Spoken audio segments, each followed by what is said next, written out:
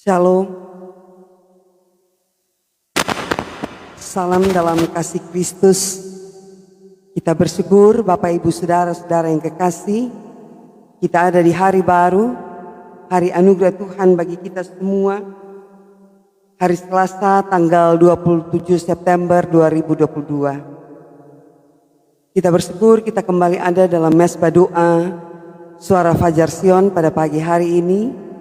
Maka mari Bapak Ibu Saudara-saudara yang mengikuti ibadah Suara Fajar Sion baik lewat live streaming ataupun lewat tua, sejauh jangkauan suara tua ini boleh menjangkau saudara-saudara.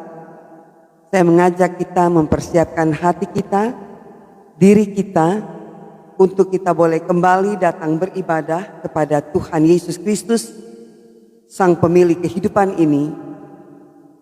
Oleh karena itu, mari saudara-saudaraku yang kekasih dalam Tuhan Yesus Kristus, kita persiapkan hati kita.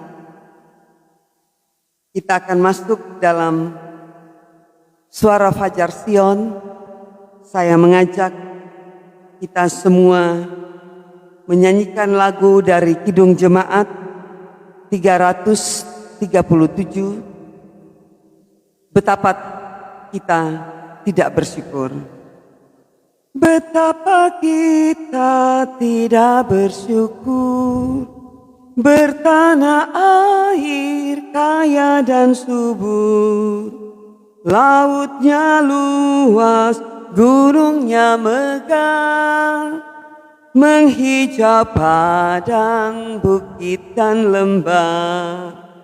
Itu semua berkat karunia Allah yang agung maha kuasa. Itu semua berkat karunia Allah yang agung maha kuasa.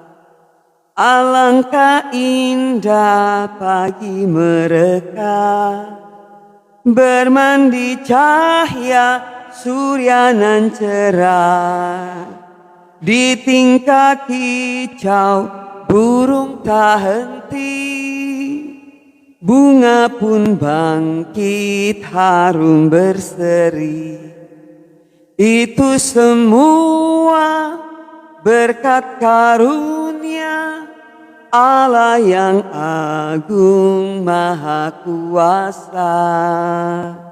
Itu semua berkat karunia Allah yang agung maha kuasa.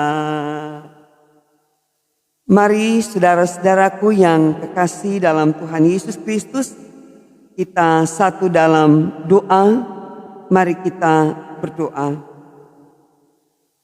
Bapa kami yang di sorga, dikuduskanlah namamu dalam ibadah yang boleh kami jalani kembali di hari baru ini, hari Selasa tanggal 27 September 2022. Lewat Suara Fajar Sion, kembali kami menjangkau umat-Mu yang mau selalu mengandalkan Tuhan, yang selalu mau datang di hadirat Tuhan. Sebelum kami memulai seluruh aktivitas hidup kami, mari Bapa, di dalam kesempatan yang baik ini, sebelum kami membaca dan merenungkan akan firman-Mu, kami menyadari hakikat kami yang rapuh. Kami cepat berbuat yang jahat. Apakah itu lewat tutur kata kami? Apakah itu lewat tingkah laku kami? Namun kadangkala kami terlalu lamban melakukan yang baik. Dan kami sadari itulah keterbatasan kami, itulah kelemahan kami. Maka oleh karena itu Bapa, kami sebagai suami, kami sebagai istri, sebagai anak-anak, sebagai pribadi lepas pribadi, kami mau datang mengaku salah dan dosa kami. Biar kami terus menghayati karya selamat-Mu, buat pengorbanan anak-Mu yang tunggal Yesus Kristus, yang telah mati demi menebus dosa-dosa kami. Sehingga barang siapa yang percaya di dalam Yesus Kristus, ada jalan keselamatan dan hidup. maka kami tahu di situ berlaku pengampunan. Maka tolong ampuni kami, tolong jamah kami, tolong ubahkan kami, agar kehidupan yang kami jalani menjadi suatu kehidupan yang kami terus diubahkan dari hari ke hari, dari waktu ke waktu, sehingga kami menjadi sama seperti apa yang Kau kehendaki. Dan oleh karena itu Bapa, kami sadar kami butuh firman-Mu. Maka tolong berikan kami roh pengertian untuk kami sungguh memahami kekayaan firman-Mu, guna kami pakai menjadi pedoman, menjadi sulu bagi jalan kehidupan kami.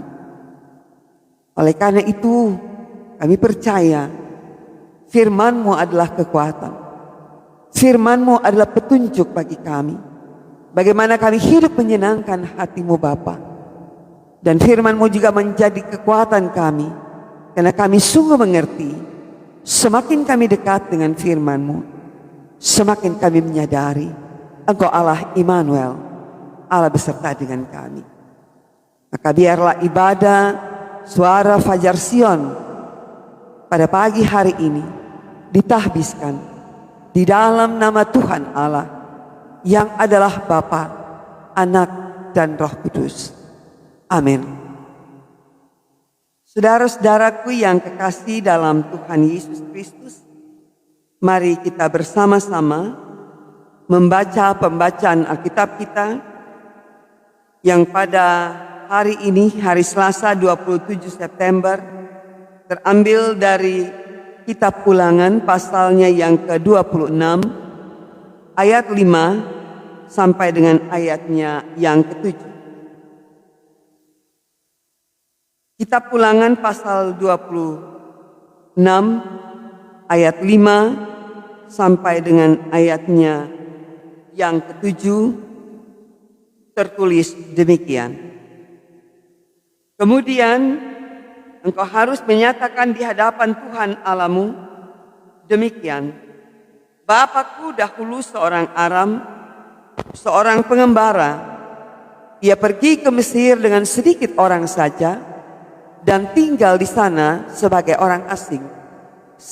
Tetapi di sana ia menjadi suatu bangsa yang besar, kuat, dan banyak jumlahnya. Ketika orang Mesir menganiaya dan menindas kami dan menyuruh kami melakukan pekerjaan yang berat, maka kami berseru kepada Tuhan, Allah nenek moyang kami. Lalu Tuhan mendengar suara kami dan melihat kesengsaraan dan kesukaran kami dan penindasan terhadap kami. Sampai demikian jauh pembacaan firman Tuhan bagi kita semua pada pagi hari ini.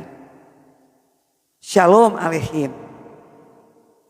Kita bersyukur Bapak Ibu Saudara-saudaraku yang kekasih dalam Tuhan Yesus Kristus, setiap hari kita boleh menikmati kehidupan ini hanya karena kemurahan Tuhan.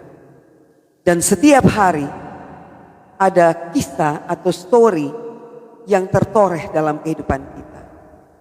Dan ketika hari-hari ini berlalu, dia menjadi satu histori, satu kisah kehidupan yang tidak lagi akan terulang, tapi yang akan terus teringat dalam sepanjang kehidupan. Sehingga kita boleh mengatakan pengalaman adalah guru yang terbaik. Berdasarkan pengalaman-pengalaman hidup yang kita jalani, kita boleh menoleh sejenak untuk setiap peristiwa kehidupan yang kita lalui. Sehingga itu menjadi satu pengalaman yang bisa saja akan terus membaharui kita untuk menjadi lebih baik, semakin baik, dan akan terus baik. Ini yang dikisahkan oleh bangsa Israel, saudara. Ketika kita lihat dalam pembacaan kita yang terdapat dalam Ulangan pasal 26, khususnya ayat 5 sampai ayat 7, mereka memberikan suatu pengalaman histori bagaimana Allah menolong nenek moyang mereka.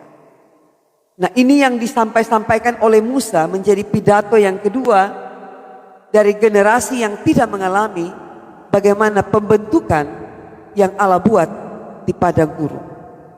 Sehingga kita boleh memahami bahwa selama 400 tahun berada di Mesir, tentu karakter, sifat, tabiat dari bangsa Israel menjadi suatu hal yang begitu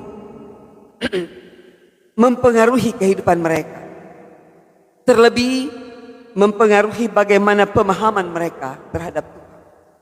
Nah, oleh karena itu Musa mengingat-ingatkan kembali bahwa ketika Allah berprakarsa membawa nenek moyang mereka keluar dari Mesir, di mana mereka telah diperbudak kurang lebih 400 tahun. Karakter inilah yang di padang gurun perlahan tapi pasti Allah mengubah karakter mereka. Namun sungguh disayangkan karena ketegaran hati umat Israel pada saat itu, generasi-generasi pertama tidak lagi diberikan kesempatan untuk memasuki tanah Kanaan. Hanya beberapa orang saja di sana yang bisa diizinkan masuk. Sehingga kita bisa melihat bahwa itulah cara Allah menempa, mendidik, memproses keimanan mereka. Sehingga hanya segelintir orang yang bisa masuk, yang sungguh-sungguh percaya bahwa Allah betul-betul ada dan Allah betul-betul berkarya dalam kehidupan mereka. Nah, oleh karena itu saudaraku yang kekasih dalam Tuhan Yesus Kristus, dari pengalaman inilah umat Israel menyadari bahwa mereka bersaksi tentang kasih dan kuasa Allah yang begitu hebat, yang sudah teralami oleh nenek moyang mereka. Oleh karena itu kita lihat dalam pembacaan kita dikatakan kemudian engkau harus menyatakan di hadapan Tuhan. Ini ajakan Musa, saudara. Ini ajaran Musa untuk umat ingat kembali bagaimana Allah menolong nenek moyang mereka. Kata harus di sini menunjukkan suatu keadaan yang betul-betul harus diingat oleh umat, oleh generasi yang kedua ini, bahwa bapakku dahulu seorang Aram, seorang pengembara. Dia pergi ke Mesir dengan sedikit orang saja dan tinggal di sana sebagai orang asing. Tetapi mari kita perhatikan kalimat ini, ayat yang kelima. Tetapi di sana ia menjadi suatu bangsa yang besar, kuat dan banyak jumlahnya. Siapa yang buat? Itulah karya Allah. Allah melipat gandakan jumlah umat Israel di sana. Dan Allah kuat memberikan kekuatan itu. Dan jumlah mereka semakin banyak. Nah, ini yang disaksikan ketika mereka katakan bahwa ketika orang Mesir menganiaya dan menindas kami dan menyuruh kami melakukan pekerjaan yang berat. Ini pekerja rodi, saudara. Mereka tidak punya waktu beribadah. Bahkan mungkin untuk berdoa saja mereka harus sembunyi-sembunyi. Karena situasi tekanan, karena pekerjaan yang begitu membebani kehidupan mereka. Dan ini Allah lihat, Allah dengar, dan Allah bertindak. Sehingga ketika dikatakan maka kami berseru kepada Tuhan, Allah nenek moyang kami. Saya mau katakan di sini saudara, selama kita berseru, selama itu juga Tuhan akan turun tangan menolong saudara dan saya. Ini belajar dari kesaksian bangsa Israel. Ketika dikatakan ketika mereka berseru, maka Tuhan Allah nenek moyang kami mendengar suara kami dan melihat kesengsaraan kami dan kesukaran kami dan penindasan terhadap kami. Saya mau katakan begini saudara, bukan tidak mungkin kehidupan kita di dunia ini seperti juga kehidupan di padang gurun. Kita sedang mengalami proses-proses pembentukan iman sampai sejauh mana kita meyakini bahwa ada Allah Immanuel, Allah beserta dengan kita. Maka contoh-contoh teladan-teladan yang telah dilakukan oleh umat Israel di zaman perjanjian Musa ini, mari hendaknya menjadi rema bagi kita. Menjadi suatu kegerakan rohani. Bahwa ketika saudara mengalami banyaknya tekanan, banyaknya penderitaan, saya mau katakan dan saya mau mengajak kita semua pagi ini, berserulah pada nama Tuhan Yesus Kristus. Ini dikatakan juga di dalam kitab Mazmur ketika Raja Daud juga mengalami banyak tekanan dan penderitaan. Dikatakan dalam Mazmur 91 ayat 15, Dikatakan bila ia berseru kepadaku, aku akan menjawab. Aku akan menyertai dia dalam kesesakan dan aku akan memuliakan. Kalimat ini mengingatkan kita saudara, bila ia berseru, bila ia berdoa, firman Tuhan katakan, aku, yaitu Allah, di dalam Yesus Kristus, akan menjawab. Bukan hanya menjawab saudara, tapi Allah yang kita imani di dalam Yesus Kristus adalah Allah yang mengerti, menyertai kita ketika kita ada dalam kesesakan. Itu yang tertulis dalam kisah kehidupan Daud. Bila ia berseru, maka aku akan menjawab. Aku menyertai dia dalam kesesakan. Penderitaan, tekanan, aniaya, persoalan hidup, ibarat kesesakan-kesesakan dalam hati kita. Sehingga untuk bernafas saja kita seperti begitu berat.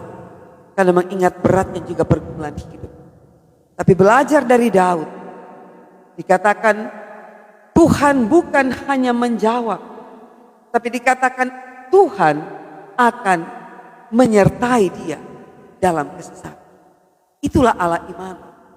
Saudara harus memahami ini dengan baik dan benar, bahwa sepanjang saudara berseru kepada nama Tuhan, maka penyertaan sempurna.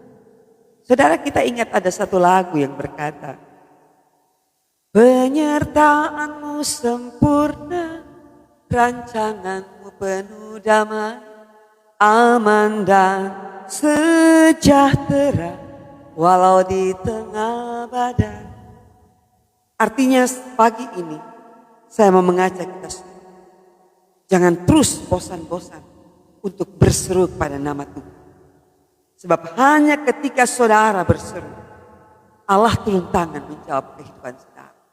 Bukan hanya menjawab, tapi firman Tuhan katakan ketika umat Israel berseru, maka dikatakan lalu Tuhan mendengar suara kami. Ketika Bapak Ibu Saudara berseru, percaya Tuhan mendengar suaramu. Dan Tuhan begitu peduli dan mengasihimu. Karena kita lihat sejarah membuktikan bahwa Tuhan mendengar suara kami, tapi juga matanya yang penuh kuasa melihat kesengsaraan dan kesukaran kami dan penindasan terhadap kami. Itulah Allah yang kita imani di dalam Yesus Kristus.